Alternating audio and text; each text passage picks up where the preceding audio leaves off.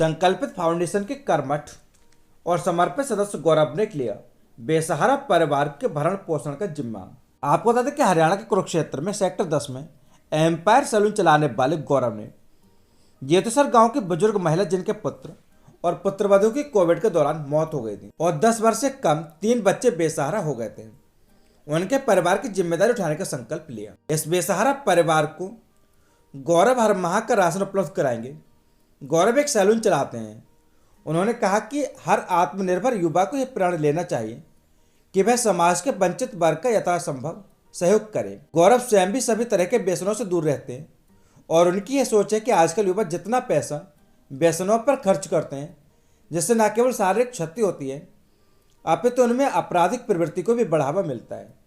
गौरव ने कहा कि व्यसनों पर खर्च किया जाने वाला पैसा यदि समाज कल्याण के लिए खर्च किया जाए तो इससे मिलने वाली संतुष्टि किसी भी व्यसन से मिलने वाले क्षणिक आनंद से ज्यादा होगी। बस युवाओं को अपने प्रति और समाज के प्रति ज्यादा कर्तव्य की जानकारी और बोध होना आवश्यक है। संकल्पित फाउंडेशन के अध्यक्ष गायत्री कौशल ने बताया कि गरीब परिवार की सहायता करने का फैसला लेकर गौरव युवाओं के लिए एक मिसाल बन गए हैं। सच से कनेक्शन के लिए कुरुक्षेत्र से स्टेट हेड अजय ठाकुर की रिपोर्ट। जी मैम, क्या कहना चाहेंगे आप? आज संकल्पित फाउंडेशन का एक विजन है, उसको लेकर हम सब लोग बात कर रहे हैं। जैसे कि पोस्ट कोविड बहुत कुछ ऐसा हुआ है जिसने सोसाइटी की जड़ों को हिला दिया है पूरी तरह से। हम देखते हैं कि कोविड में मदद करने वाले हाथ बहुत आगे आए कि किसी के घर में 5-5 बार भी राशन पहुंचा, लेकिन कोविड खत्म होने के बाद में सामाजिक संस्थाएं भी बहुत सक्रिय नहीं रही हैं उस तरह से नीडी परिवारों तक पहुंचने में। तो संकल्पित फाउंडेशन ने एक मुहिम शुरू की है, एक युवा एक परिवार, जिसमें हम लॉन्ग टर्म एक प्रोजेक्ट शुरू कर रहे हैं, जिसमें लॉन्ग टर्म में जो कोई भी उस परिवार को अडॉप्ट करेगा उसकी जिम्मेदारी लेगा उसके भरण पोषण की, क्योंकि हम ऐसे ही परिवारों को टारगेट कर रहे हैं जिनके पास खाने के लिए भी कुछ नहीं है। अगर हम बात करें हम किसी को लैविशली या हम किसी को बहुत सुविधाएं उपलब्ध करा रहे हैं, तो ऐसा नहीं है। हमने बहुत सारे ऐसे घरों में विजिट किया जिनके पास इलेक्ट्रिसिटी की व्यवस्था नहीं है, जिनके छतें टपकती हैं और ऊपर से खाने को अनाज भी नहीं है।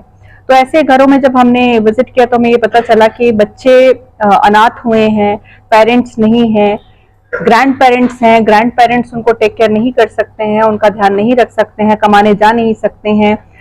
सामाजिक व्यवस्था ऐसी है कि वो लोग अपनी लड़कियों को जो 18 साल से कम है या तो उनको पढ़ाई से विड्रॉ करा रहे हैं या उनको मतलब जल्दी शादी की तरफ धकेल रहे हैं। तो ऐसे परिवारों को आइडेंटिफाई करने के लिए हमने एक मुहिम चलाई है। ऐसे में जो परिवार ऐसे निकल कर आएंगे कि जिनके पास कुछ भी नहीं है, मतलब उनके पास 2 टाइम की रोटी का भी इंतजाम नहीं है, तो ऐसे परिवारों को हम हाथ देंगे, उनका साथ देंगे। और कुछ ऐसे परिवार जो निकल कर आएंगे कि जिनमें बेटियां हैं लेकिन वो ज्यादा पढ़ी लिखी नहीं है और कुछ ऐसा काम भी नहीं जानती हैं जिससे वो 2 पैसे कमा सकें और उनके पास कोई जरिया नहीं है इनकम का, तो उन बेटियों को हम आत्मनिर्भर करने के लिए कुछ ना कुछ ऐसी व्यवस्था करेंगे, या तो उनको कोई छोटा रोजगार हम लगा के देंगे जिससे वो अपनी आजीविका कमा सके और उनको उनका जो शोषण होता है जब वो प्राइवेट नौकरियों के लिए बाहर निकलती हैं उससे उनका बचाव हो सके, या फिर जिस तरह का वो जीवन अपनाना चाहती, हो सकता है उनमें से कोई ऐसा बच्चा निकल आए कि जो उस मदद के बाद वो समझे कि भाई समाज के प्रति अब मेरी मदद इन्होंने की है तो मैं और 4 लोगों को मदद कर सकूं। तो हम एक चेन, एक सिस्टम ऐसा शुरू करना चाहते हैं जो कि हमको किसी पे एहसान नहीं कर रहे हैं, वो हमारा एक नैतिक जिम्मेदारी बनती है। हम एक समाज के अगर जागरूक हम नागरिक हैं इस देश के, तो मैं कहती हूँ सामाजिक बहुत सारी जो है गवर्नमेंट की योजनाएं बनती हैं, बहुत कुछ होता है, लेकिन वो पहुंचती नहीं है। जैसे मैंने आपको बोला, पहली बात यह कि जो बहुत नीडी होगा उसको हम ऐसी व्यवस्था करेंगे कि उस तक सब कुछ पहुंचे जिससे उसकी बेसिक नीड्स पूरी हो सके। दूसरी बात मैं चाहती हूँ कि हम आत्मनिर्भरता के लिए उनके रास्ते खोलें ताकि वो आत्मनिर्भर हों, कुछ स्किल सीखें, कुछ गुण सीखें जिससे वो अपनी आजीविका कमा सकें। तीसरी, जो हम योजनाओं की बात करते हैं जो कि कागजों में खत्म हो जाती हैं, उन योजनाओं का लाभ उन लोगों तक पहुंच पाए उसकी हम कोशिश करेंगे। ये 3 तरह से हम काम कर रहे हैं।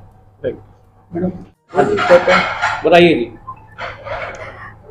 हमने हाल ही में संकल्पित फाउंडेशन के साथ हम जुड़े हैं और इनकी हर आने वाली मुहिम में हम अपना साथ इनको देना चाहते हैं। साथ ही में हमारा ये उद्देश्य है कि जो भी हमारे आसपास के गांव हैं उनमें जो भी बच्चे हैं जो कि अच्छे से अंग्रेजी नहीं पढ़ पा रहे हैं पर वो आइल्स करना चाहते हैं, तो हम उन बच्चों को एक्स्ट्रा क्लासेस देते हैं और ताकि वो अपना आइल्स का और पीटीई का स्कोर अच्छे से इम्प्रूव कर सकें और जो भी उनका विदेश जाने का सपना है साकार कर सकें। हमारी इस फील्ड में आज के दौर में बहुत सारे फ्रॉड एजेंसीज भी हैं।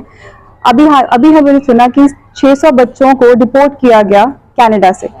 वो एक बहुत बड़ा झटका है उन बच्चों के लिए और उनकी फैमिलीज के लिए जिन्होंने अपना बहुत सारा फाइनेंस बच्चों पे लगाया और उनको भेजा। आज वो किस हालात में होंगे हम सोच भी नहीं सकते। तो ऐसा किसी बच्चे के साथ ना हो, ये हमारी कोशिश है और हम पहले से ही इसी ऑथेंटिसिटी के साथ काम करते आ रहे हैं कि कोई भी बच्चा बहुत ही सही तरीके से बाहर जाए ताकि कभी उसको कोई बाहर जाकर दिक्कत ना आए, विदेश जाए और अपने आप को और अपनी फैमिली को आगे बढ़ाए।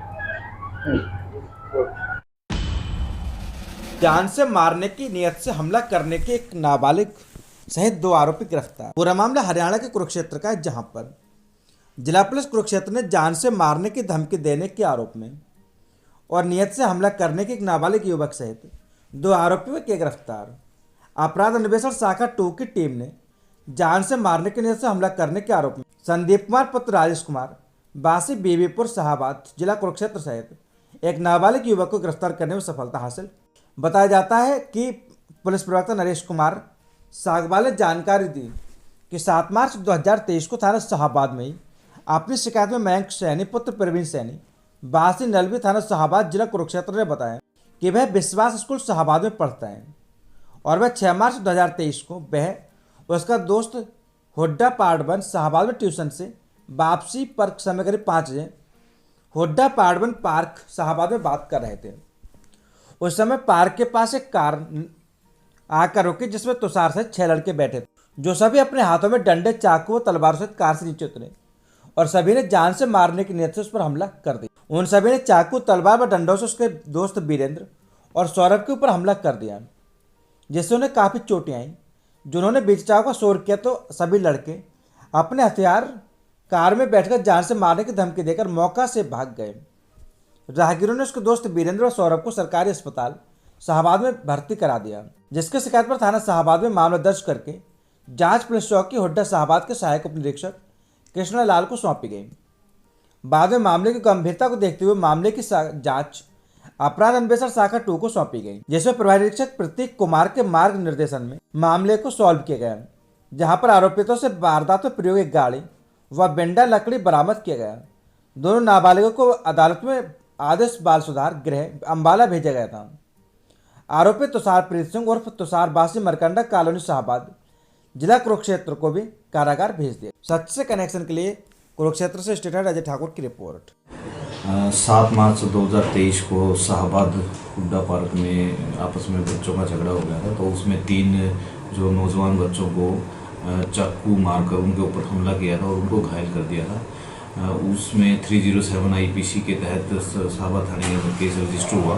उसी कड़ी में हम इन्वेस्टिगेशन को आगे बढ़ाते उसमें 3 आरोपियों को हमने पहले गिरफ्तार कर लिया था और टोटल हमने आज 2 आरोपियों को और गिरफ्तार कर लिया। टोटल हमने 5 आरोपी इसके अंदर गिरफ्तार कर लिए हैं और गिरफ्तार जो आरोपी हैं उनसे हमने जो जिस चाकू के साथ हमला किया था उस चाकू को भी हमने बरामद कर लिया है और इस केस के अंदर जो गाड़ी इस्तेमाल की थी वो भी गाड़ी भी हमने इसमें पहले बरामद कर लिया, जिनको कोर्ट में पेश किया जाएगा।